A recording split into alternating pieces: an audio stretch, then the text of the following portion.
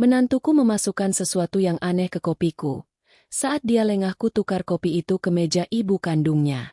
Tak lama kemudian ini yang terjadi. Ternyata dia sangat licik. Sebelum lanjut ke cerita selanjutnya, yuk subscribe dan like. Absen dulu di kolom komen ya ah. Sore itu, suasana di ruang keluarga saya terasa dingin dan kaku.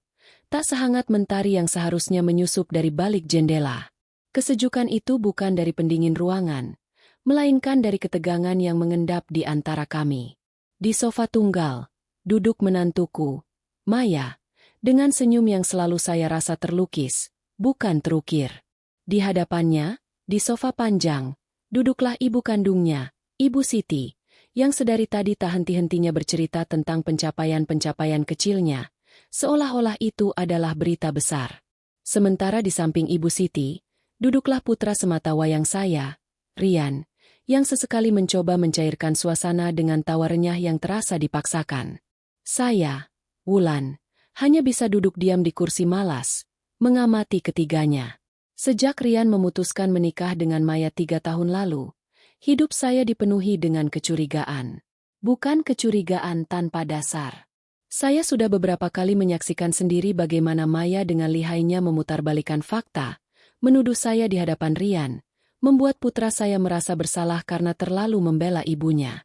Namun, setiap kali saya coba membicarakan hal ini, Rian hanya menganggapnya sebagai kecemburuan seorang ibu mertua. Hati saya hancur, namun saya tidak bisa menyerah. Naluri seorang ibu terus berbisik, memberitahu saya bahwa ada sesuatu yang tidak beres dengan perempuan itu. Ibu, Rian, Ibu Siti, mari saya buatkan kopi, kata Maya, memecah keheningan yang menyesakkan. Gerak-geriknya penuh keanggunan, setiap langkahnya terukur sempurna, seolah ia adalah karakter utama dalam sebuah drama. Saya tahu, semua itu hanya topeng. Saya melihat tatapan mata liciknya saat Rian tak melihat. Bagaimana ia tersenyum mengejek saat saya menolak makanannya. Tidak, Nak. Ibu sudah cukup minum air putih, jawab saya sopan, mencoba menghindari interaksi lebih jauh dengannya. Ah, jangan begitu, Bu. Kopi buatan Maya itu enak sekali. Maya, buatkan Ibu Wulan kopi yang spesial. Ya, seru Ibu Siti, mendesak. Saya melirik Ibu Siti. Ia tampak polos. Atau setidaknya saya harap begitu. Baik, Bu, balas Maya. Senyumnya semakin lebar. Ia bangkit dari duduknya dan menuju dapur. Saya mengamati punggungnya hingga menghilang. Jantung saya berdetak lebih cepat. Perasaan tidak enak ini semakin kuat. Saya merasa sedang menjadi target. Setelah beberapa menit, Maya kembali dari dapur. Di tangannya, ia membawa sebuah nampan dengan 3 cangkir kopi mengepul dan sepiring kue kering. Ia meletakkannya di meja tengah, lalu menunjuk 1 cangkir. Ini kopi Ibu Wulan, tidak terlalu manis, katanya, sambil tersenyum ramah kepada saya. Terima kasih, Nak, jawab saya pelan. Rian sudah sibuk menyeruput kopinya. Ibu Siti juga sudah mengambil cangkirnya dan mulai minum. Saya memandangi cangkir kopi di depan saya. Tiba-tiba, saya melihat sebuah adegan kilas balik. Di saat Maya sedang membelakangi saya, di ambang pintu dapur, saya melihatnya dengan cepat memasukkan sebuah kapsul kecil dari dalam saku bajunya ke salah satu cangkir. Cangkir yang ia sodorkan ke saya. Cepat sekali, hampir tidak terlihat. Saya tidak tahu apa isinya, tapi saya yakin itu bukan gula. Kapsul itu pasti sudah larut sekarang, tak bersisa. Tubuh saya menegang. Rasa dingin menjalar dari ujung jari hingga ke ubun-ubun. Apa yang baru saja ia masukkan? Apa niatnya? Pikiran saya kalut. Apakah ini akhir dari kecurigaan saya? Apakah ini adalah puncak dari semua sandiwara yang ia mainkan? Rasa takut yang teramat sangat menyelimuti saya. Saya harus melakukan sesuatu. Tapi apa? Aduh, Ibu lupa membawa kacamata. Boleh Ibu minta tolong ambilkan di kamar? Tanya saya kepada Rian, mencoba mencari alasan untuk bergerak. Oh, tentu, Bu. Ibu tunggu sebentar, ya. Jawab Rian, yang langsung bangkit menuju kamar saya. Saat Rian pergi, dan Maya sedang sibuk bercerita tentang resep kopi rahasianya kepada Ibu Siti, perhatian mereka terpecah. Ini adalah kesempatan emas. Dengan jantung berdebar kencang, saya memiringkan badan, seolah-olah hendak mengambil kue. Saya dengan cepat menukar cangkir kopi saya dengan cangkir kopi Ibu Siti. Gerakan saya cepat dan mulus, seperti seorang penari yang sudah hafal koreografinya. Cangkir kopi Ibu Siti sekarang di depan saya, dan cangkir kopi saya, yang berisi sesuatu yang mencurigakan, kini berada di depan Ibu Siti. Saat Rian kembali dengan kacamata, saya kembali duduk dengan tenang. "Terima kasih, Nak," ucap saya, mengambil kacamata itu. Rian tersenyum, lalu kembali duduk. Saya melihat Maya. Ia sama sekali tidak menyadari apa yang telah saya lakukan. Saya memandang Ibu Siti. Perasaan bersalah yang luar biasa menyerang saya. Dia adalah ibunya. Dia tidak tahu apa-apa. Tapi, apa pilihan saya? Saya harus melindungi diri saya sendiri. Saya tidak bisa membiarkan mereka lolos begitu saja. Ibu Siti, yang masih sibuk dengan ceritanya, menyesap kopinya. "Enak sekali kopinya, Nak," pujinya. Maya hanya tersenyum. Saya mengepalkan tangan di bawah meja. Jantung saya berdebar-debar seperti genderang yang ditabuh kencang. 5 menit berlalu. Tidak ada yang terjadi. Ibu Siti masih berceloteh. Saya mulai berpikir, mungkin saya hanya berhalusinasi. Mungkin saya terlalu banyak berprasangka buruk terhadap Maya. Pikiran itu membuat saya merasa sedikit lega, namun sekaligus merasa bodoh karena telah menukar kopi Ibu Siti. Namun, beberapa saat kemudian, Ibu Siti memegang kepalanya. "Aduh, kok kepala ibu pusing, ya?" keluhnya, meletakkan cangkir kopinya. Maya dan Rian langsung menoleh ke arahnya. "Ibu kenapa? Habis makan apa?" tanya Maya, dengan raut wajah yang saya kenali sebagai pura-pura panik. "Tidak tahu, Nak." Kepala ibu rasanya berputar. "Perut ibu juga mual," jawab Ibu Siti. Suaranya melemah. Rian dan Maya langsung berdiri. "Ibu butuh ke kamar mandi?" tanya Rian, panik. Ibu Siti mencoba bangkit, tapi ia tidak bisa. Tubuhnya limbung, matanya terpejam. "Tolong, Nak, ibu tidak kuat," ucapnya lirih. Seketika, seluruh ruangan menjadi tegang. Maya dan Rian segera menopang Ibu Siti, yang tubuhnya terasa dingin. Maya berteriak memanggil supir dan meminta agar Ibu Siti segera dilarikan ke rumah sakit. Sementara itu, saya hanya bisa duduk diam, menyaksikan semua kekacauan ini. Saya melihat raut wajah panik Maya, yang kali ini tampak begitu nyata, bukan pura-pura. Saya tahu, ia tidak menyangka ibunya sendiri yang akan meminum kopi beracun itu. "Apa yang terjadi? Apa yang terjadi dengan ibu?" tanya Rian. "Saya tidak tahu. Tadi Ibu Siti sehat-sehat saja," jawab Maya dengan tangis buaya. Saya tahu itu adalah tangis sandiwara. Saat mereka membawa Ibu Siti yang sudah tidak sadarkan diri ke mobil, Rian menatap saya dengan tatapan bingung. Saya tidak bisa berkata apa-apa. Saya tahu, hidup saya tidak akan pernah sama lagi setelah ini. Saya telah membuat pilihan yang mengerikan, dan saya harus hidup dengan konsekuensinya. Bau antiseptik yang menusuk hidung, bunyi bip-bip dari mesin-mesin, dan sorot lampu neon yang terasa dingin menjadi pemandangan pertama yang menyambut kami di lobi rumah sakit. Maya dan Rian sudah lebih dulu sampai dan tampak panik. Rian berusaha menghubungi dokter, sementara Maya duduk di kursi tunggu, sesekali menyeka air mata yang saya yakini tidak tulus. Ia terus melihat ponselnya, seolah-olah menunggu kabar dari seseorang. Sementara itu, saya duduk di seberang mereka, diam, memandangi cangkir kopi yang kini sudah kosong.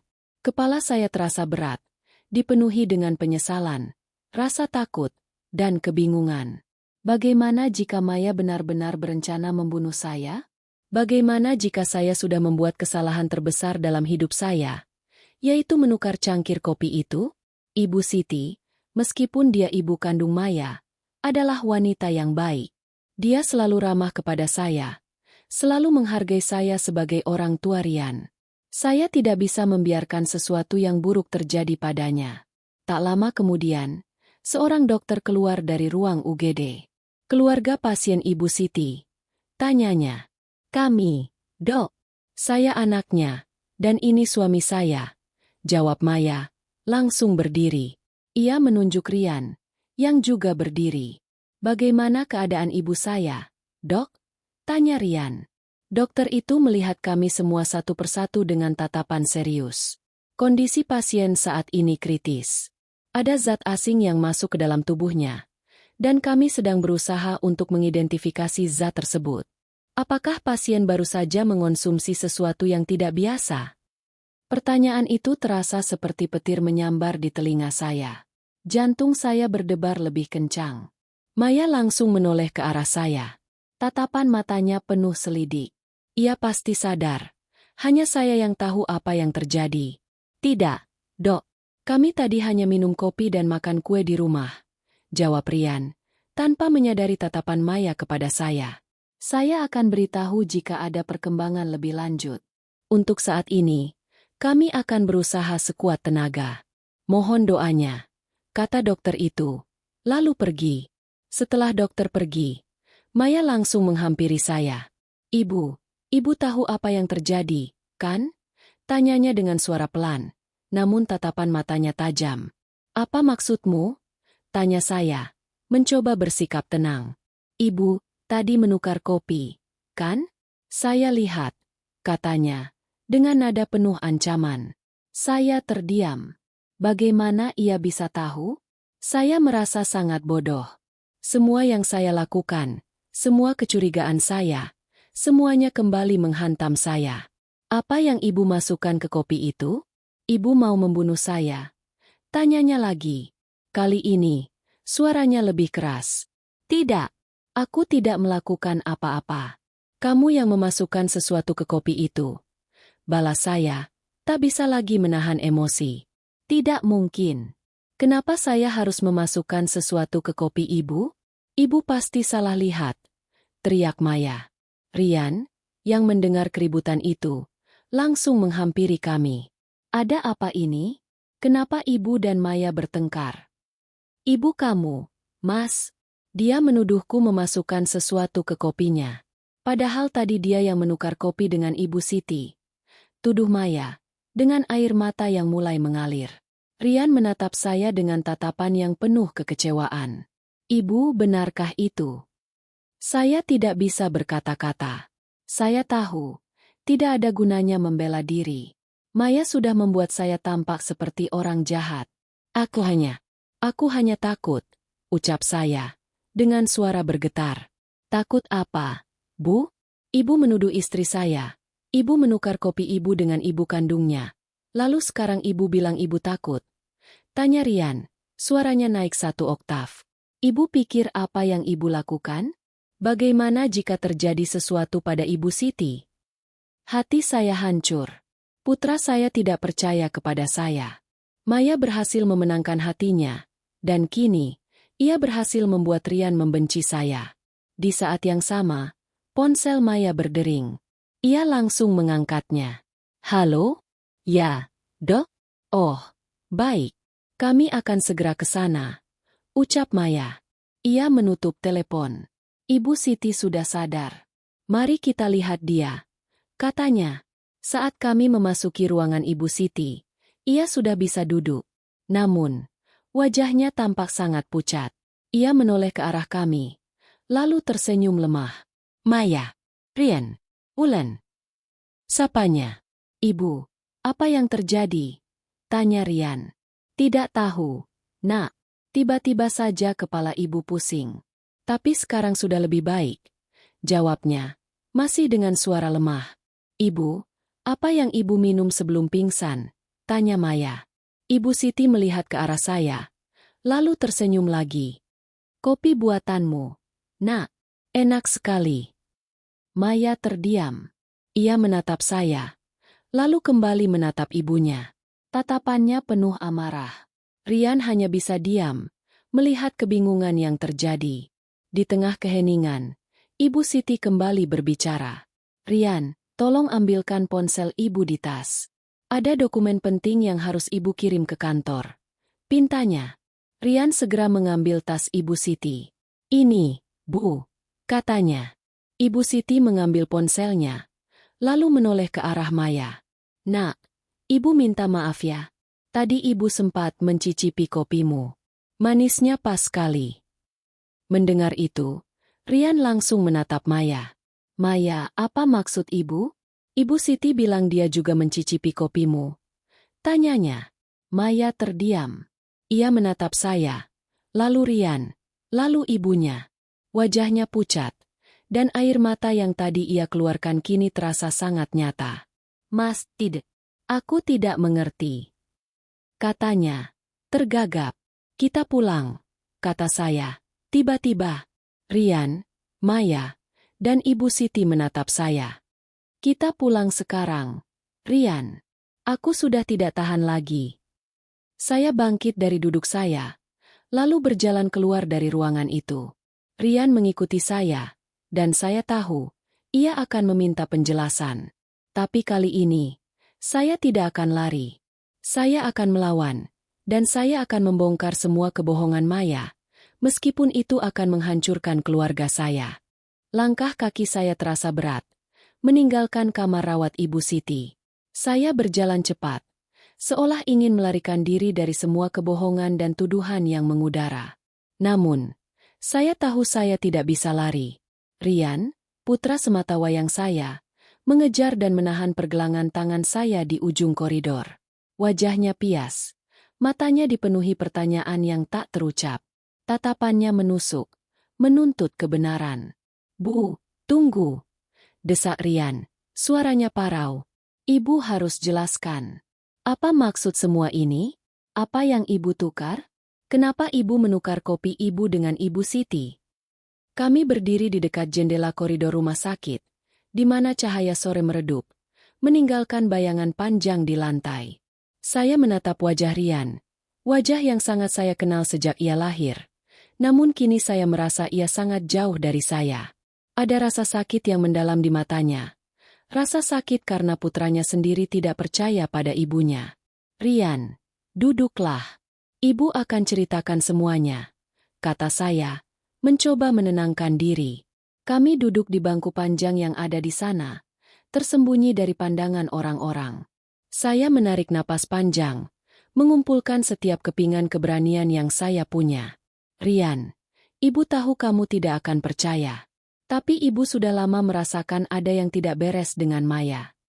Rian menggelengkan kepalanya dengan cepat. Bu, tolong jangan mulai lagi. Maya itu istriku. Dia bukan seperti yang kamu kira. Nak, potong saya.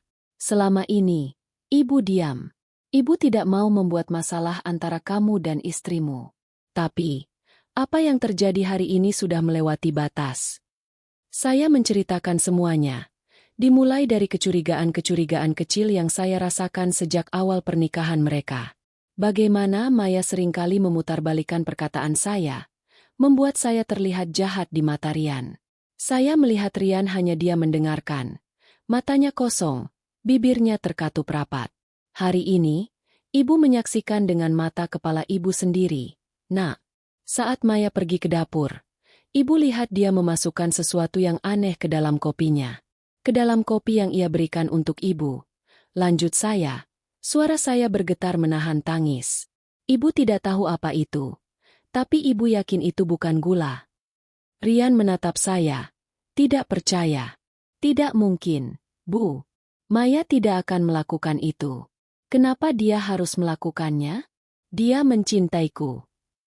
Dia hanya mencintai harta kita. Rian, balas saya. Air mata saya tumpah.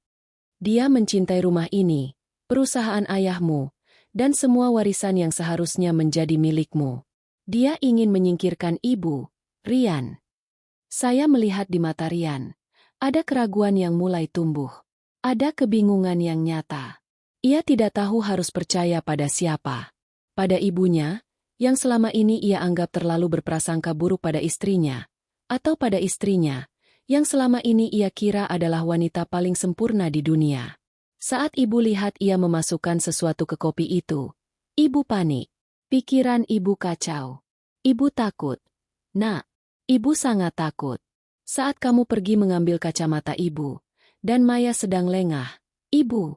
Ibu menukar cangkir kopi itu dengan cangkir ibunya. Ucap saya, dengan suara tercekat. Ibu tahu, apa yang ibu lakukan itu salah. Ibu sangat menyesal. Tapi, saat itu, ibu tidak punya pilihan lain. Hening. Hanya ada suara napas kami yang terdengar. Rian menundukkan kepalanya, menyembunyikan ekspresinya. Saya tahu, saya sudah membuat kesalahan besar. Saya telah mempertaruhkan nyawa Ibu Siti untuk melindungi diri saya sendiri. Namun, dalam keputusasaan yang luar biasa, saya juga ingin Rian tahu kebenarannya. Tiba-tiba, ponsel Rian berdering. Ia langsung mengangkatnya. Halo, Dok? Ya, saya Rian. Bagaimana keadaan Ibu Siti? Rian mendengarkan dengan seksama. Wajahnya yang tadi kebingungan kini berubah menjadi pucat pasi. Ya baik, Dok, terima kasih. Ucapnya. Rian menutup telepon. Lalu menatap saya dengan tatapan yang sangat aneh. Tatapan yang bukan lagi keraguan, melainkan ketakutan. Apa yang dikatakan dokter, Nak? Tanya saya. Rian menarik napas. Matanya dipenuhi air mata. Dokter, mereka sudah mengidentifikasi zat asing yang ada di tubuh Ibu Siti. Itu adalah racun. Racun yang bekerja lambat. Nak, kata Rian, suaranya bergetar. Dokter bilang jika diminum dalam dosis kecil, racun itu akan membuat orang sakit secara perlahan. Tapi jika diminum dalam dosis besar, ia akan langsung membunuh. Tubuh saya terasa lemas. Lutut saya bergetar. Maya tidak hanya berencana membuat saya sakit. Dia berencana membunuh saya secara perlahan. Dan, jika saya tidak menukar kopi itu, saya yang akan berada di posisi Ibu Siti sekarang. Rian, Maya dia. Ucap saya. Dia tahu, Bu. Dia tahu persis apa yang ia masukkan ke kopi itu. Balas Rian. Air matanya akhirnya mengalir. Ibu Siti mencicipi kopinya. Bu. Dia meminum sebagian kecil, dan itu sudah cukup untuk membuatnya pingsan. Dia minum kopi yang kamu tukar. Ya Tuhan! Bisik saya. Hati saya hancur. Dokter juga bilang, mereka menemukan sesuatu di tas Ibu Siti. Sebuah botol kecil dengan cairan bening. Cairan yang sama dengan yang mereka temukan di tubuh Ibu Siti, kata Rian. Dia menyimpan racun itu di tasnya. Saya terkejut. Ibu Siti adalah korban. Tapi kenapa racun itu ada di tasnya? Apakah ini akal-akalan Maya? Atau, apakah Ibu Siti bukan korban yang tidak bersalah? Ibu, ada yang salah di sini. Kenapa racun itu ada di tasnya? Tanya saya. Rian menggelengkan kepalanya. Aku tidak tahu, Bu. Aku tidak mengerti. Saat itu juga, kami melihat Maya keluar dari ruangan Ibu Siti, berjalan cepat ke arah kami. Wajahnya yang tadi penuh pura-pura panik kini digantikan dengan raut wajah yang dingin. Tatapannya lurus ke arah kami, ke arah Rian. Ada sesuatu yang lain di sana. Bukan lagi pura-pura panik. Itu adalah kemarahan. Kemarahan karena rencananya gagal, dan ia tahu kami sudah mengetahui semuanya. Udara di koridor rumah sakit tiba-tiba terasa tebal, dipenuhi ketegangan yang menyesakkan. Langkah kaki Maya terdengar jelas. Setiap hentakannya seperti genderang yang menabuh di telinga kami. Wajahnya yang biasa penuh topeng keanggunan kini telanjang, menampilkan raut wajah dingin dan penuh kemarahan. Ia berdiri tepat di hadapan kami, di antara Ibu Wulan dan Rian, seolah-olah ia adalah hakim yang siap menjatuhkan vonis. Tatapan matanya yang tajam menembus Rian. Namun ia sama sekali tidak melirik Ibu Wulan. Ia tahu persis siapa yang menjadi biang keladi kegagalannya. Jadi, kalian sudah tahu, ucap Maya. Suaranya pelan dan berbisik, namun terdengar lebih menakutkan dari teriakan apapun. Rian, yang masih terkejut dengan informasi dari dokter, hanya bisa diam. Ia menatap Maya, istrinya, dengan tatapan yang dipenuhi ketidakpercayaan. Ia melihat seorang wanita yang sama sekali tidak ia kenal. Bukan lagi Maya yang lembut dan penuh cinta, melainkan seorang predator yang terpojok. Maya, Apa yang kamu lakukan? Kenapa kamu melakukan ini? Tanya Rian. Suaranya bergetar. Maya menyeringai. Apa yang aku lakukan? Seharusnya aku yang bertanya. Mas Rian, kenapa ibumu harus ikut campur? Semuanya berjalan dengan baik sampai dia menukar kopi itu. Jadi benar, bisik Rian. Air mata mengalir di pipinya. Kamu benar-benar menaruh racun di kopi itu. Dan kamu berencana membunuh ibu saya. Maya tertawa. Tawa yang terdengar dingin dan kosong. Kenapa tidak? Dia selalu menghalangi. Selalu saja menuduhku. Membuat Mas Rian ragu. Dia harus disingkirkan. Dan dengan racun itu, tidak ada yang akan curiga. Ibu Wulan akan sakit-sakitan. Lalu akhirnya meninggal dan aku akan menjadi ratu di sini. Pengakuan itu menghantam kami seperti gelombang tsunami. Ibu Wulan hanya bisa memegang dadanya yang terasa sesak. Sementara Rian, ia memundurkan langkahnya, menjauh dari Maya. Ia tidak bisa percaya bahwa wanita yang ia nikahi adalah seorang pembunuh berdarah dingin. Racun di tas Ibu Siti itu apa? Tanya Ibu Wulan, tiba-tiba. Pertanyaan itu menghentikan tawa Maya. Maya menoleh ke arah Ibu Wulan. Tatapannya penuh kebencian. Kamu pikir Ibu Siti polos? Kamu pikir ibuku tidak tahu apa-apa? Kini giliran Rian dan Ibu Wulan yang terdiam. Mereka berdua sama-sama tahu bahwa ada sesuatu yang tidak beres dengan penemuan racun di tas Ibu Siti. Maya kembali menyeringai. Ibu Siti, dia juga bagian dari rencana ini. Dia yang mencarikan racun itu. Dia yang menyuruhku untuk memasukkannya ke kopi ibu. Dia yang membuat rencana ini bersama-sama denganku. Rian menggelengkan kepalanya.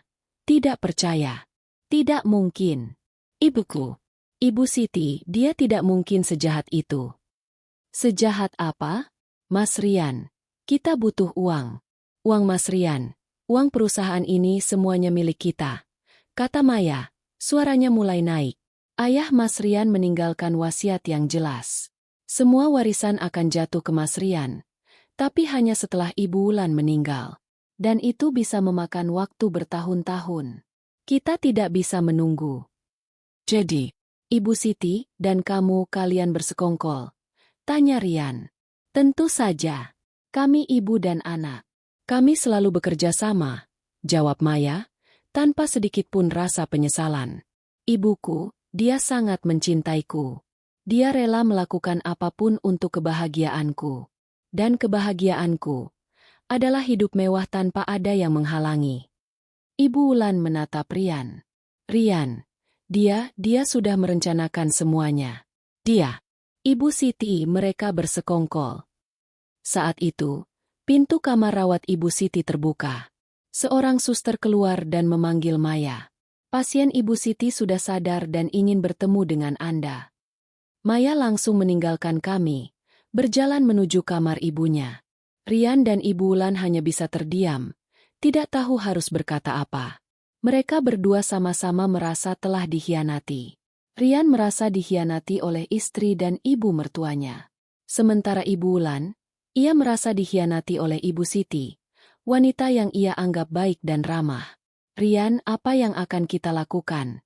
Tanya Ibu Wulan. Aku tidak tahu, Bu. Jawab Rian. Suaranya bergetar.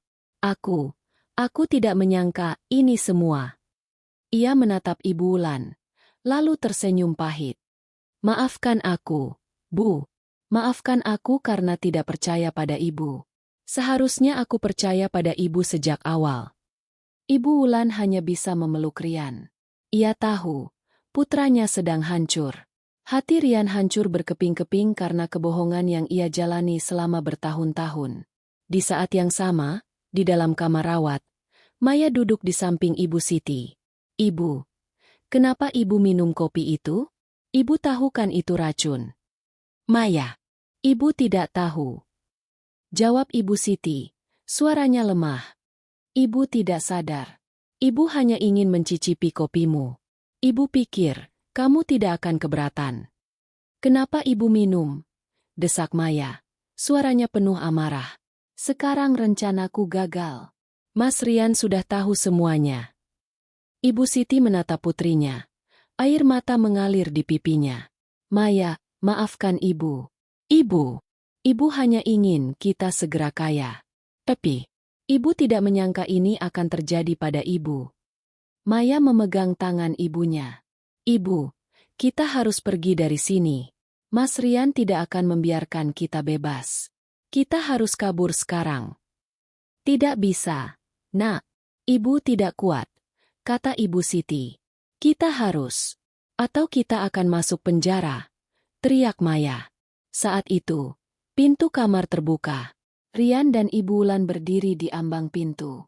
Tatapan Rian lurus ke arah Maya. Tatapan yang sama sekali tidak ia kenali. Bukan lagi tatapan cinta, melainkan tatapan pengkhianatan. Maya dan Ibu Siti terkejut. Rencana mereka untuk kabur gagal. Mereka terjebak. Pintu kamar rawat Ibu Siti terdorong terbuka, mengungkapkan Rian dan Ibu Wulan yang berdiri di ambang pintu, seperti dua sosok kebenaran yang tak terelakkan. Tatapan Rian terpaku pada Maya, tatapan yang kini kosong dari cinta dan kepercayaan, hanya menyisakan dinginnya pengkhianatan. Maya dan Ibu Siti, yang sesaat lalu masih sibuk berdebat tentang cara melarikan diri, kini terdiam. Rencana mereka yang terburu-buru untuk kabur telah gagal, dan mereka terjebak dalam jebakan yang mereka ciptakan sendiri. Mas Rian, ini bukan seperti yang kamu pikirkan, kata Maya. Suaranya kini kembali terdengar lembut, mencoba mengenakan kembali topeng yang baru saja ia buang. Bukan seperti yang aku pikirkan. Rian mengulang kata-katanya. Suaranya bergetar. Aku mendengar semuanya. Maya, aku mendengar semua rencana busuk kalian. Kamu berencana membunuh ibuku. Maya menggelengkan kepalanya dengan cepat. Tidak, Mas Rian. Aku tidak bermaksud begitu. Aku hanya ingin kita hidup bahagia. Kita butuh uang, Mas. Aku tidak ingin kita terus kekurangan. Kurang. Ibu Wulan, yang selama ini diam, akhirnya angkat bicara. Kamu pikir apa yang kamu punya sekarang itu kurang? Rumah ini, mobil, uang tunai, investasi. Semuanya ada.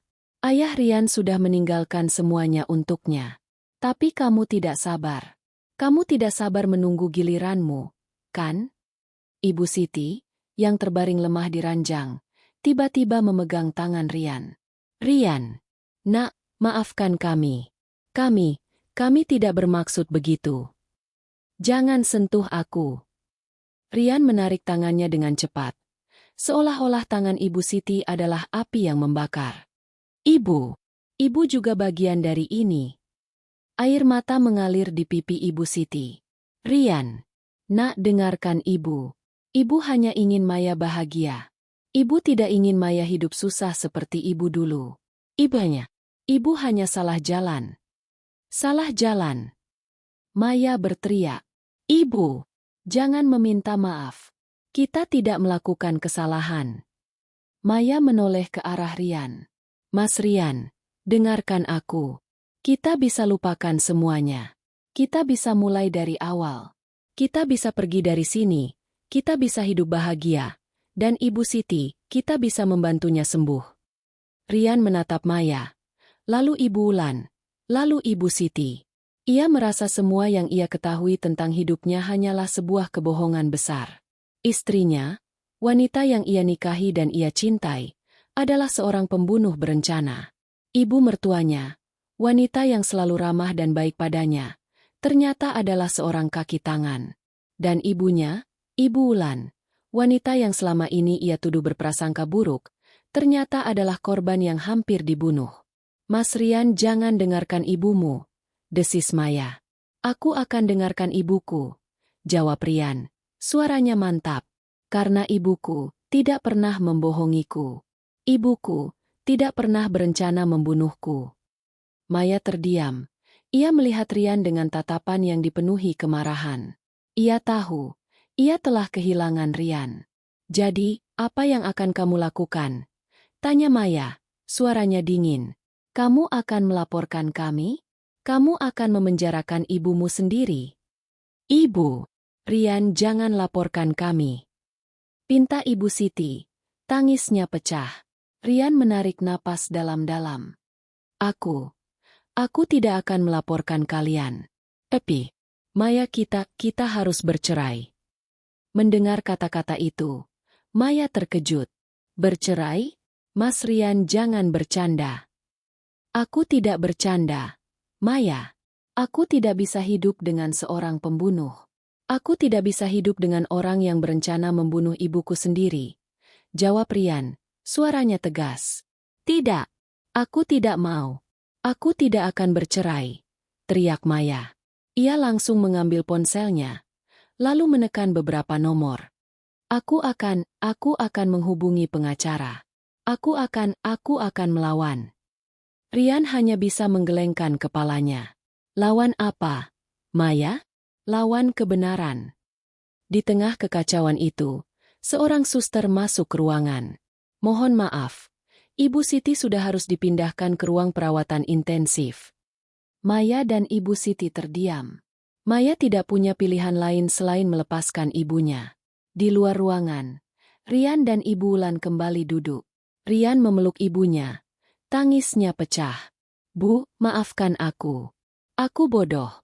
Aku hampir kehilanganmu. Ibu Wulan memeluk Rian.